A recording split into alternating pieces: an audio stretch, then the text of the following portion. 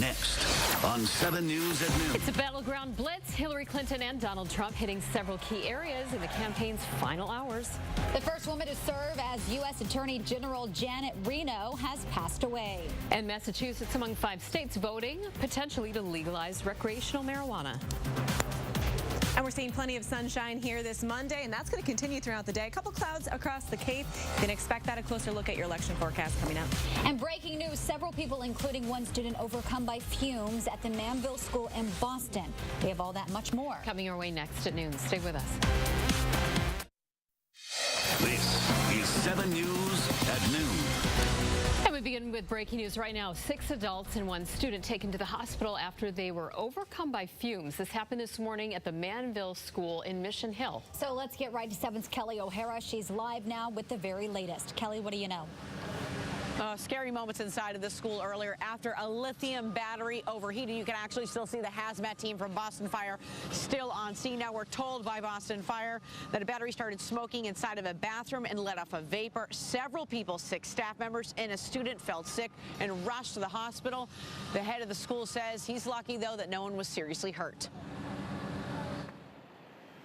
You hear a lot of things in the news about these batteries, and so our staff took really quick action, made sure the kids were safe. I have to say that the hazmat team, the Boston Fire Department, EMS did a fantastic job, and they were able to assure us that there's no problem in the building. Everyone's safe. Kids are being returned to their classrooms. So back out here live at the Judge Baker Children's Center, the school here, where there was an incident this morning after a lithium battery overheated. It let off a vapor, and several people, including a student, rushed to the hospital. We're told they're expected to be okay. Reporting live this noon from Mission Hill, Kelly O'Hara, 7 News. The final day in our election countdown, both candidates taking the campaign really down to the wire. Hillary Clinton once again cleared of any wrongdoing in relation to her emails, while Donald Trump is headed back to the key state of New Hampshire. Really, the Granite State and the 4 electoral votes there remain critical to the candidates' hopes of getting a victory. Hillary Clinton not headed to New Hampshire herself, but she's expected to speak at a rally in Pittsburgh shortly. And even though she's not going to New Hampshire, she's not ignoring the state either.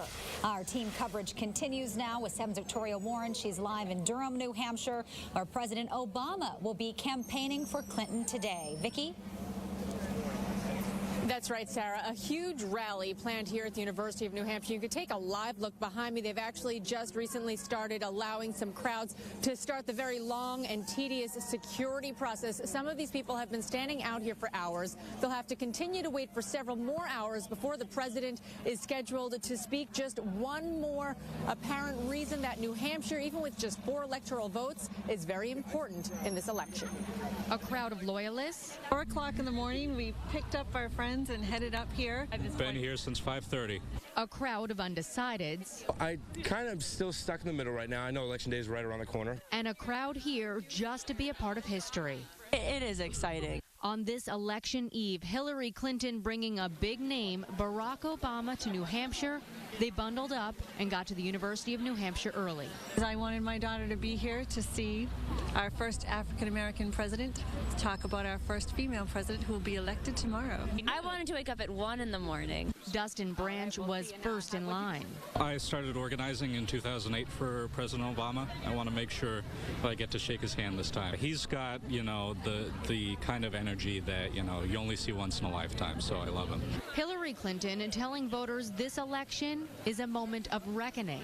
It is a choice between division or unity, between strong, steady leadership or a loose cannon.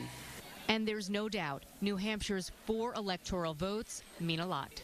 Everybody has to put in the effort because any vote counts, and that's part of the reason why I'm out here. Just try to see who I agree with more.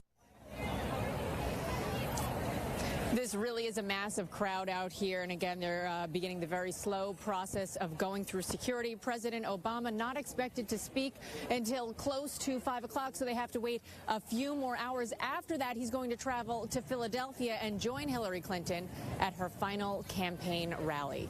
Live in Durham, New Hampshire, Victoria Warren, 7 News. Meanwhile, Donald Trump on a battleground blitz of his own. He'll be stopping in Florida North Carolina, Pennsylvania, New Hampshire, and Michigan. He's trying to win over voters in those 5 states, and he just wrapped up his first rally. Our Team 7 coverage continues now with John Coco. He's live in Manchester, New Hampshire with more. Hey, John. Hey, Sarah, Trump supporters already getting set up here in Manchester. You can see some of that going on right here behind me. Trump had a busy Sunday, and he's already hit the ground running today. I'm not a politician. My only special interest is you. Donald Trump starting his day in Sarasota, Florida, kicking off a whirlwind of campaign events Monday, one of 5 stops. He'll be in Manchester later tonight. The Republican nominee going non-stop since Sunday. We'll call this the Midnight Special Speech. Midnight Madness on the campaign trail. This is a marathon today. We're not playing games, right? Hillary right now is fast asleep. She's sleeping so beautifully. Trump speaking into the early hours of the morning at an event in Virginia.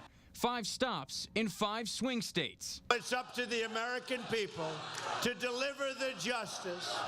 In Pennsylvania. Hillary Clinton is the most corrupt person ever to seek the office of the presidency of the United States. In Iowa. If she were to win, it would create an unprecedented constitutional crisis. In Minnesota. So do you really want a president who doesn't care enough about your vote that she never shows up? In Michigan. Hillary has bad instincts. Staying on script, taking aim at his opponent.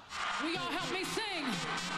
Even taking shots at Jay-Z and Beyonce, who performed at a benefit concert for Clinton over the weekend. Without Jay-Z and Beyonce and all of these people. And by the way, my language is much, much cleaner, as you know, than Jay-Z and Beyonce. Boy. And you can see a few more Trump supporters just across the street here. The doors will open at 5. This event will start at 8 o'clock tonight. We're live in Manchester, New Hampshire. John Coco, 7 News. And Franklin Pierce University and the Boston Herald's last national poll before the election showing Clinton's lead over Trump shrinking. Clinton garnering 48% of likely voters' support compared to Trump's 44%, which is 1 point less than last month's poll. It's important to point out the poll was taken before Sunday's FBI report clearing Clinton of any wrongdoing.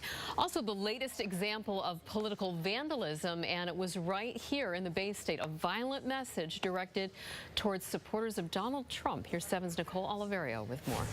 It has been a nasty campaign, but now this latest graffiti really is expressing violence. The good news is it has been removed here from the side of the School of the Museum of Fine Arts, but it was spray painted along the side of this building at least 20 feet in length.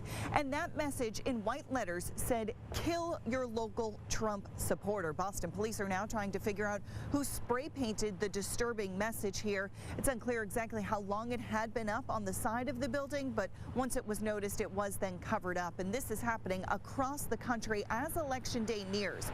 3 teenagers in Mississippi now facing charges for allegedly spray painting anti-Hillary Clinton graffiti. That happening in Meridian. According to police there, the teens painted "Hillary" and other messages on parts of that building. So back here in Boston, it's unclear if or what any charges the person who did this would be facing. But again, police are investigating. Nicole Oliverio, 7 News.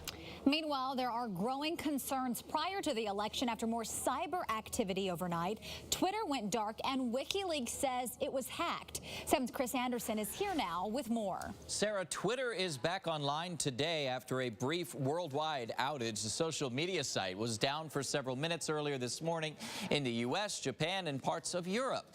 Twitter has not commented on the outage, and there's still no word yet on how this all happened. But it does come shortly after WikiLeaks reported a cyber attack on its email publication servers. The site posted on Facebook that it was targeted after it released 8,000 emails from the Democratic National Committee on Sunday afternoon. This only increases concerns now of potential hack attacks that could affect Election Day tomorrow. Intelligence agencies, along with Homeland Security and the military, have been working together Twitter to try and combat possible cyber attacks. Officials say they are focusing on critical infrastructure such as power grids. Only 2 weeks ago, Twitter and other social media sites were affected when New Hampshire-based company DIN was hacked 3 times. It's still not clear who was behind those 3 attacks, but there are still theories that it could have been a trial run for Election Day.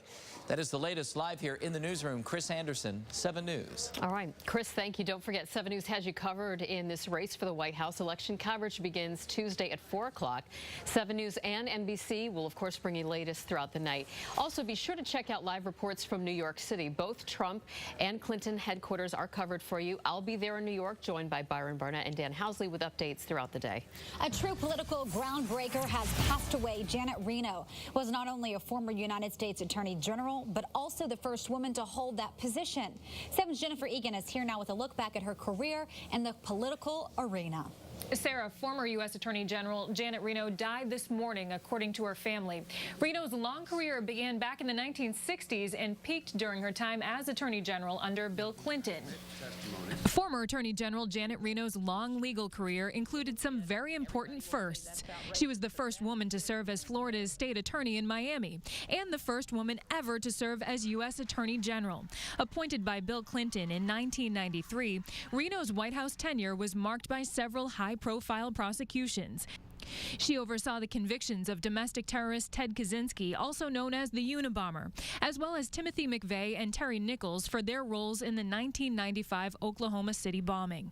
Reno's time in the Clinton administration was also bookended with 2 major controversies: the 1993 Waco, Texas standoff, which resulted in the deaths of more than 80 members of David Koresh's Branch Davidian sect, and the armed raid that led to the forcible removal of young Cuban immigrant Elian Gonzalez, ending with Gonzalez's return to Cuba. After leaving the White House, Reno ran for governor in Florida in 2002, narrowly losing in the Democratic primary. And Reno's family says she passed away at her home in Miami after a 20-year-long battle with Parkinson's disease. She was 78 years old. In the control room, Jennifer Egan, 7 News. And coming up on 7 News at noon, residents in Oklahoma recovering after getting rocked by a magnitude 5.0 earthquake, also raising concerns about the safety of some of the state's buildings. And investigators have found another body on the South Carolina property where a woman was found chained inside a storage shed last week. And so far, we've been off to a cool start for your work week. Will the chilly temperatures stick around for Election Day? I'll have that answer coming up.